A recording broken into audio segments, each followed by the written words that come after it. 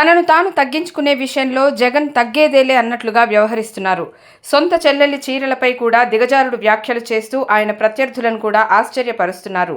వివేకా హత్య కేసులో న్యాయం కోసం పోరాడుతున్న సొంత బాబాయ్ కుమార్తె సునీతారెడ్డిపై వైసీపీ సోషల్ మీడియా ఇష్టారీతిగా చేసిన వ్యాఖ్యలను ఖండించకపోవడం, అటుంచి వాటిని సమర్థిస్తూ మాట్లాడి తన స్థాయి ఏమిటో తానే చెప్పుకున్నారు.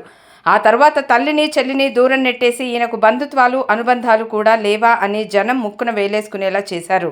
సరే, ఏవో కుటుంబ విభేదాలు, ఆస్తి తగాదాలు అనుకుంటే షర్మిల ఏపీ కాంగ్రెస్ పగ్గాలు చేపట్టిన నాటి నుంచి ఆమెను టార్గెట్ చేస్తూ ఆమె వ్యక్తిత్వ అసహనానికి సొంత సోషల్ మీడియా పాల్పడినా పట్టించుకోకుండా జగన్ తన స్థాయిని తానే దిగజార్చుకున్నారు.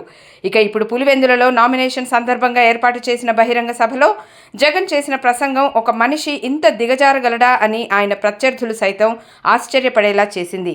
తన ప్రసంగంలో జగన్ షర్మిల కట్టుకున్న చీరను సైతం ప్రస్తావిస్తూ వ్యాఖ్యలు చేశారు. షర్మిల పసుపు చీర కట్టుకోవడాన్ని కూడా తప్పుపడుతూ జగన్ చేసిన వ్యాఖ్యలపై సోషల్ మీడియాలో ఓ లెవెల్లో విమర్శలు వెల్లువెత్తుతున్నాయి. పసుపు చీర కట్టుకున్న షర్మిల వైఎస్ వారసురాలు కాదు అని అర్థం వచ్చేలా జగన్ మాట్లాడడాన్ని నెటిజన్లు తప్పుపడుతున్నారు. వైఎస్ వివేకా హత్య కేసులో నిందితుడు అవినాష్ రెడ్డిని పక్కన పెట్టుకుని ఆయనను రక్షణగా నిలిచి పార్టీ టికెట్ ఇచ్చిన జగన్ వైఎస్ వారసత్వం గురించి మాట్లాడేది అంటూ ఆగ్రహం వ్యక్తం చేస్తున్నారు.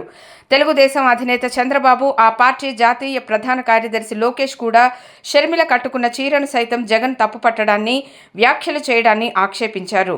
ఇక కొందరు నెటిజన్లైతే జగన్ భార్య భారతి పసుపు చీర కట్టుకుని ఉన్న ఫోటోలను సామాజిక మాధ్యమంలో వైరల్ చేస్తూ భార్య పైన కూడా అలాంటి వ్యాఖ్యలు చేయగలవా జగన్ అంటూ సవాల్ చేస్తున్నారు.